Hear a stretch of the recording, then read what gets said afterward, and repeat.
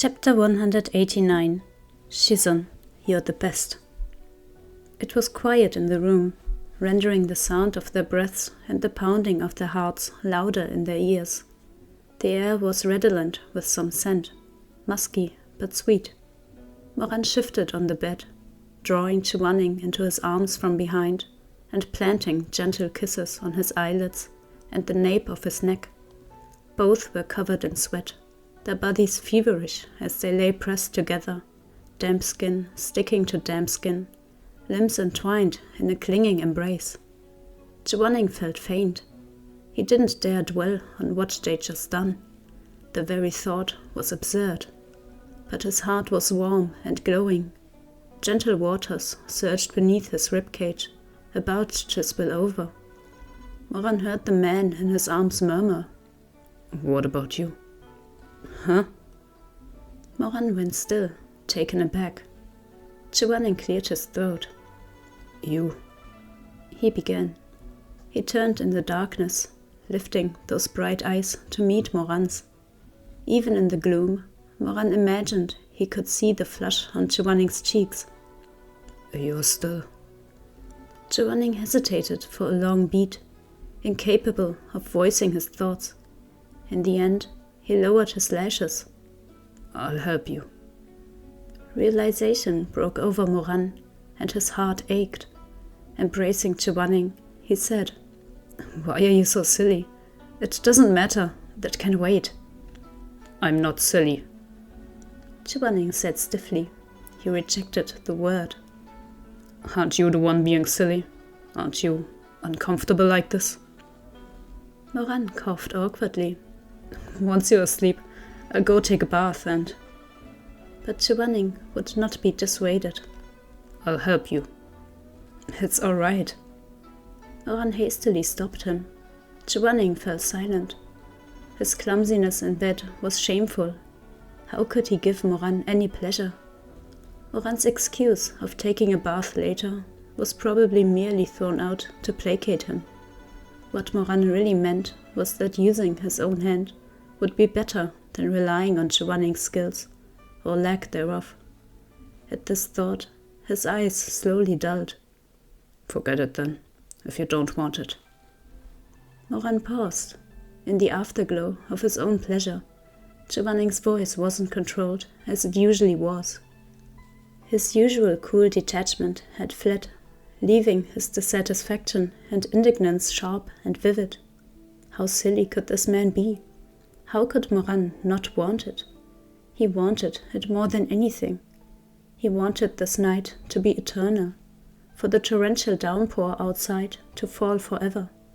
He wanted to drown in pleasure with Chu Wanning in this inn for the rest of time, to devour the man in his arms until their flesh and souls were one. He wanted to see Chu Wanning tormented to the point of sobbing. He wanted to leave his unmistakable mark inside this man's body. But it would hurt him. He remembered the high fever Chu Wanning had run after the first time Moran had taken him in the past life. Even now, Moran couldn't forget his face in the aftermath, skin pale and lips cracked. He wanted to take it slowly. It didn't matter how much effort he had to put in to resist his desires. He wanted Chu Wanning's first time to be good, and he wanted him to feel pleasure and enjoyment in every subsequent dalliance. He wanted him to savor the sensation and sink into its depths with him. But Chu Wanning had clearly misunderstood. Moran kissed his brow. "How could I not want it?" he said huskily. "What are you thinking?" Chu Wanning said nothing. "Can't you see the state I'm in?" Moran's fiery, labored breaths fanned his ear. "I'm this hard, and you somehow think I don't want you? Dummy." Chu Wanning's temper flared. "Call me dumb again, and I'll cut your head off. You..." Moran had caught his hand and tugged it downward. The instant it met Moran's body, Chu Wanning was too startled to manage a harsh word. Steam seemed to rise from his ears. "Look what you've done to me." Wrapped in soft darkness, Moran kissed Chu Wanning's eyelids again, then ducked to capture his mouth. He suckled and licked at Chu Wanning's lips, intoxicated by infatuation. After several more kisses like these, neither of them could take any more. The desire in the room thickened. As their mouths entwined, so did their legs. They ground against each other, the blaze of lust almost enough to light up the dark. In the haze, Moran heard Chu Wanning mumble, dissatisfied and embarrassed, with all his habitual stubbornness. I also want to make you feel good. The last syllables came out shaking, as though shame threatened to engulf them. Moran's heart was close to melting, and his neglected cock was angry red. Chu Wanning's hand was still pressed against him, the ready heat emanating from his palm to the small of his back. Chu Wanning could feel just how formidable that weapon described in the cultivation rankings was in its state of arousal. It was so thick, so hard, and so heated, even through the fabric it strained against. That ferocious thing would never fit in his mouth. Making love with a man like this would be life-threatening. Chu Wanning finally realized Moran's insistence that it would hurt wasn't a baseless worry. Hurt was the least of it. He'd be torn to pieces, rent asunder, his whole body split apart. But thinking how Moran had taken care of him, Chu Wanning mustered up the courage from who knew where. Or perhaps he'd always been able to steel himself so ruthlessly, and bent down to try. Moran panicked. It was hard enough for him to maintain control as it was. If Chu Wanning really took him into his mouth, he feared the last of his gentleness would be reduced to ash by the flames of lust. A man entirely at the mercy of his desire was a beast devoid of reason. He knew himself. He'd crave the heights of pleasure. He'd madly take and take. He stopped Chu Wanning, voice ragged. Don't, Wanning. You... It's fine. I'm only doing the same as you. You can't. Moran's voice was like water on the verge of boiling. He swallowed. I won't be able to stop myself. Chu Wanning didn't understand. Stop yourself from what? He asked, confused. Moran cursed under his breath. He couldn't take it anymore. Chu Wanning's scent, his voice, his body were slowly prising apart his self-imposed chains, burning him to the ground. After catching his breath, Moran abruptly stood. He turned Chu Wanning over and pinned him face down in the bedding. Before Chu Wanning could react, he felt himself shoved into the sheets with force. Moran's fervid body pressed down on him, engulfing his own. In that instant, he felt something of terrifying proportions thrust up against his ass through the layer of thin fabric. Chu Wanning cried out, a whimper softer and more lewd than he'd anticipated. His face flushed, hands wringing at the bedding as he bit his lip, refusing to make another sound. What was it that Moran couldn't stop himself from doing? Chu Wanning was beginning to understand. Moran ground against him through his underclothes, the rest of his words a growl. Stop myself from wanting to put it in, from wanting to fuck you. How have you not realized? Those scalding breaths fell upon the shell of Chu Wanning's ear. Moran braced one strong arm on the bed, wrapped his other around Chu Wanning's hips, thrusting forward and panting roughly. After a moment of ineffectual grinding, Moran patted Chu Wanning's rump and said, Press your legs together. Mind the haze. Chu Wanning did as he was told, but he didn't feel Moran move. As he made to turn around, he felt something hot, hard, and thick thrust between his thighs. The sensation ripped a gasp from him, eyes losing focus as his scalp prickled. Moran pulled his underclothes away to reveal his fully erect cock, flushed dark from arousal and leaking clear fluid at its tip. It pressed between Chu Wanning's thighs, surrounded by the slick, soft heat of the flesh there. Moran groaned in pleasure. Gripping Chu Wanning's waist, he drove his hips forward, fucking into Chu Wanning's thighs. Chu Wanning had never even imagined such a thing possible. That thickness rubbed obscenely against him, pulsing as it ground between his legs. Chu Wanning was going limp, his straight spine melting as his eyes went glassy. He was delirious. He couldn't sense a thing beyond the sharp thrill of the man he loved thrusting against him. He gasped for breath in silent pants, turning his face and burying it in the bedding, his hair falling loose. Moran's cock rubbed several times against his entrance. If he lined it up and pressed in, he could wholly take his Shizun. He could have this unyielding man beneath him. Inflamed by the threat of being overpowered, being run through, Chu Wanning's spent cock hardened once more alongside Moran's quickening pace. Moran's hips snapped against his movements fierce and fervent, unbridled and insatiable. The slap of flesh on flesh echoed in the room.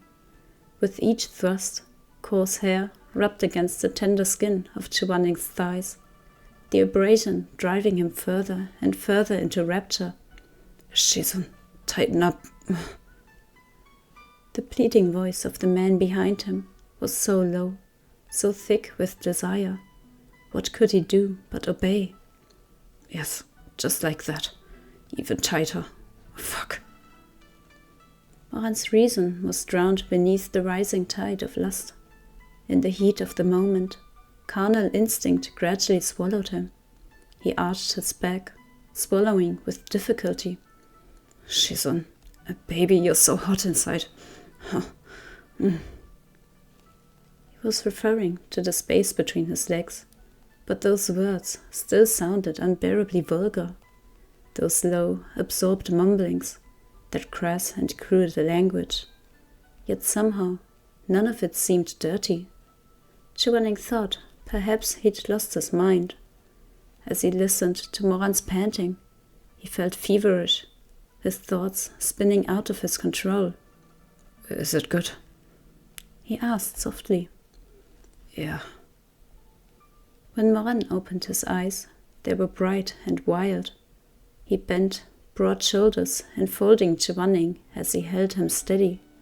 He pressed him into the bed, their bodies inseparable, his hips still thrusting, frantic heat washing over them both. He sought Chu Wanning's mouth, seizing him by the jaw to kiss him with a desperate hunger. Their tongues entwined, sliding wetly. Moran's cock pushed between Chu Wanning's legs, thrusting with such force that it sent the bed swaying. It strove to press deeper, Moran's toes going wide with the exertion in the bedsheets. Under this brutal onslaught, Chu Wanning felt as if he really were being taken. Cloaked in the night's darkness, he let himself fall prey to his basest urges without shame, tilting his head to return Moran's passionate kisses, saturated with adoration. In this position, on all fours, with his head wrenched back, he looked debauched beyond measure, a wanton and tempting sight.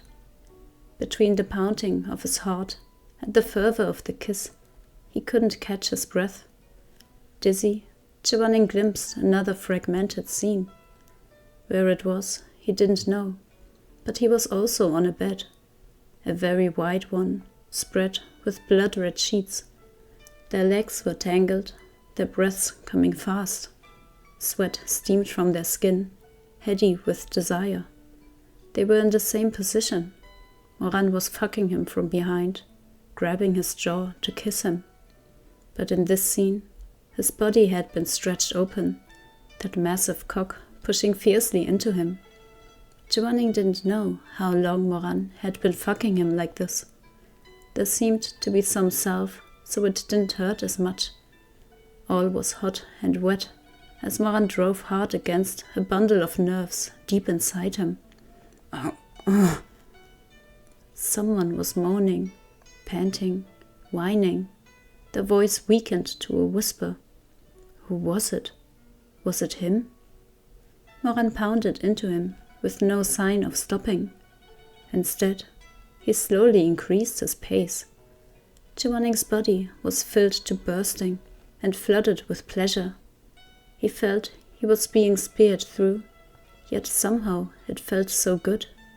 He was addicted to this feeling, like he'd been trained for it. Legs going limp as Moran fucked him while still instinctively pushing back, grinding against Moran and taking him deeper yet. The discomfort he felt was indescribable. It was as though there was an insatiable flower pistil inside him that only sex could gratify. It was like the strongest aphrodisiac in the world, capable of destroying the mightiest men. He was falling into pleasure, reciprocating it. Gripped by ecstasy, a low whine escaped his throat. Who was it? What a strange scene. Such a bizarre dream. Illusion. Reality. What was this really? Chu Wanning, does it feel good when I fuck you? You look like such a slut when you're taking me like this. Relax, you're squeezing me too tight. I'll come inside you, come for you. Everything was disjointed, unintelligible, surreal, yet it seemed to have happened just this way. What was going on? That man's voice sounded like Moran's, but not the Moran he knew. Moran had never spoken in such a twisted way. Never. Chu Wanning couldn't hear clearly. It probably wasn't real. His head was swimming, his thoughts a mess. As the night wore on, the snapping of Moran's hips grew rougher, more fevered. He braced his feet against the bed, heaving for breath. The pillows and blankets had the disheveled snarl. Finally, Moran pulled Chu Wanning into a bruising embrace. They were like rotting beasts, the one on top craving an ardent kiss, the one beneath yearning to entwine with sloppy urgency. Wanning, Shizun. Moran's voice was hoarse and low, mad with love and desire. Baby. Hands kneading Chu Wanning's waist. Moran's full buttocks tensed ferociously as he bucked forward. He was close to climax, his gaze almost vicious. After burying himself between Chu Wanning's thighs with such intensity, it seemed like he might shatter him completely. He grabbed the man in his arms, biting and sucking his earlobe, his nape. Moran pressed his heaving chest to Chu Wanning's sweat-soaked back, his lucidity hanging by a thread. With a low grunt, nearly undone by the pleasure, he reached down to guide his thick cock, throbbing with need, to Chu Wanning's entrance. Now, having experienced the full ferocity of Moran's arousal, Chu Wanning finally began to panic. Spine tingling, he cried in protest. Didn't you say you wouldn't put it in? Hold on. Breaths heavy, Moran kissed his neck. He swallowed, then turned to whisper against his cheek. Don't worry, I won't, but...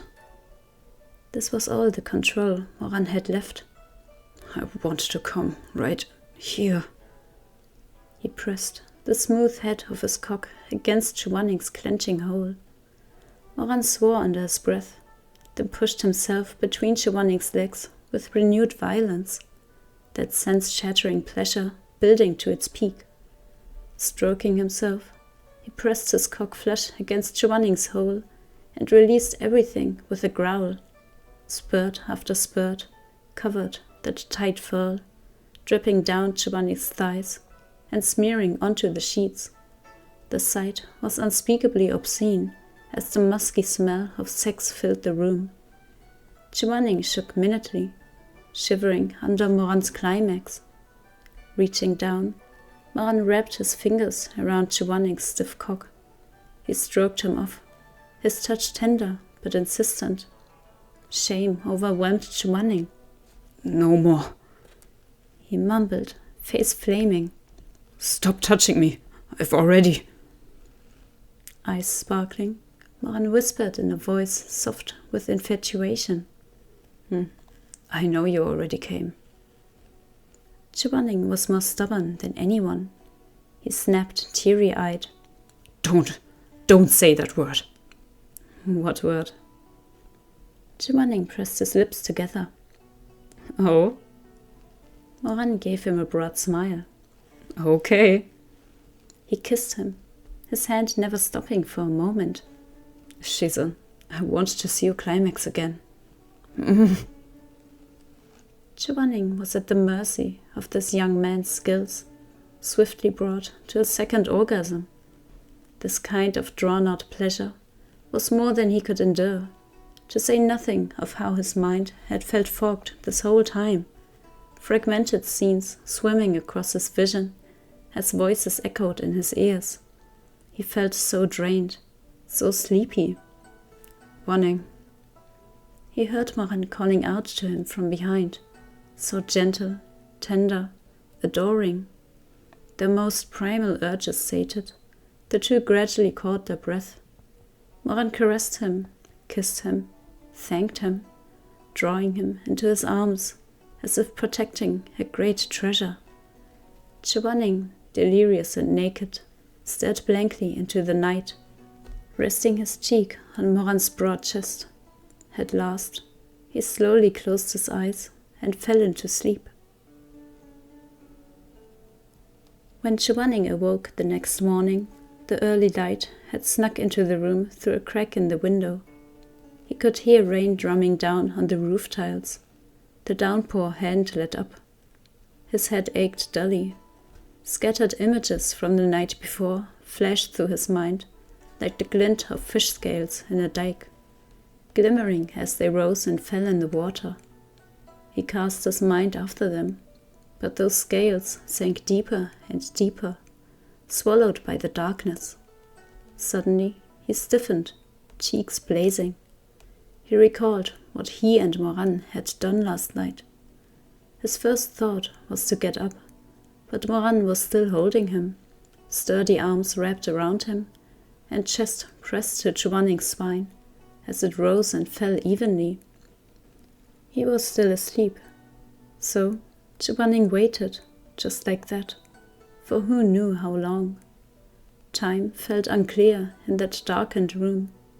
It must have been a long time, long enough that his arms seemed to go numb and his pounding heart gradually slowed, long enough that it no longer felt so embarrassing. He finally turned to gaze at Moran's sleeping face. Moran was undeniably handsome. Such arresting looks were rare in this world.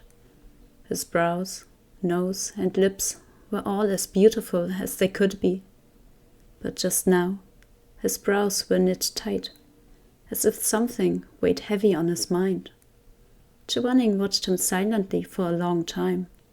At last, he couldn't resist. Very gently, he kissed Moran on the cheek, the first time he'd taken the initiative to do so. He nudged Moran's arms aside and swung his legs over the edge of the bed, pulling on his underclothes, then reaching for his pristine white robes. They were covered in suggestive wrinkles. Chu Wanning tried to smooth them out, but to no avail. He had no choice but to put them back on and pray no one from Xixing Peak would notice. He fixed his lapels, lost in thought. Warm arms came around him from behind. Chu Wanning jolted, though it only translated to a brief pause in his movements. Moran had woken some time ago. He sat up to hug Chu Wanning and kissed his earlobe. Shizun. He didn't know what to say. This was their first true morning after in this life. Even Moran was struggling with the awkwardness of a newlywed, to say nothing of Chu Wanning. He let the silence stretch for a long moment before he softly said, "Good morning." "Morning. It's late." Chu Wanning put on his clothes without turning. Moran smiled. He reached out, helping Chu Wanning straighten the pendant around his neck. "This is for expelling cold. It has to be worn against the skin, or it's no use." His voice was slightly hoarse. Struck by a late recollection, Chu Wanning whirled to face him. Last night, as they'd made love, he'd felt something fastened around Moran's neck, but he'd been too dizzy to get a good look. Now he saw it was a dragon blood crystal pendant, the exact twin of his own. Didn't Chu Wanning's jaw dropped. you say at Rufang's sect that this was the last one? Then how? He fell silent as Moran smiled back at him, dimples tucked softly into his cheeks, his eyes gentle. In a flash, he understood Moran's little act of selfishness back then. Chu Wanning turned without another word, flustered, and bowed his head as he fiddled with his clothes. We should go back soon. He didn't look at Moran. Any later, and someone will notice. Docile, Moran replied. Of course. Whatever you say, Shizun. But in the next moment, a devious heat flared in his chest once more. Grabbing Chu Wanning, who had already pulled on his boots and was ready to stand, he nuzzled close and pressed a sweet kiss to his lips. Don't be mad. I have to hold back once we return. I just want something to remember this by. Moran grinned, forestalling whatever Chu Wanning was about to say with a finger to his lips. Shizun, you're the best. That sentence left Chu Wanning wandering in distraction while they passed back through the mountain gates. He didn't think those words applied to him. It was Moran who was the best. This young man was handsome, gentle, and loved him with an all-consuming focus. Sometimes even Chu Wanning felt it couldn't be real. Moran was too perfect. How could he belong to someone as boring as himself? A man who couldn't ever muster a single soft endearment. But when Moran looked at him, his expression was earnest, without the slightest hint of falsehood. When Moran kissed him, he was so passionate, as if he'd handed control of his every breath to Chu Wanning, along with everything else. Last night, though Chu Wanning's actions had been clumsy, and his words dry, and his mind had sometimes wandered, Moran hadn't been put off by any of it. When he woke in the morning, he still wanted to kiss Chu Wanning's lips and say, "You're the best." Shizun. Returning to his senses, Chu Wanning saw Moran waving at him from beneath a red high-tongue-patterned barrier. Where are you going? Let's go this way. The Red Lotus Pavilion's over there, but let's eat at Mengpo Hall before you go back.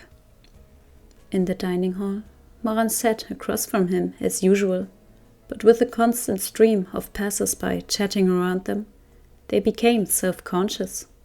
They kept their heads down and applied themselves to their meal in silence. Those disciples who liked betting on Chu Wanning whispered among themselves. Why isn't the Yuheng elder talking to Mo Shishong today? Never mind talking. He's not even looking at him.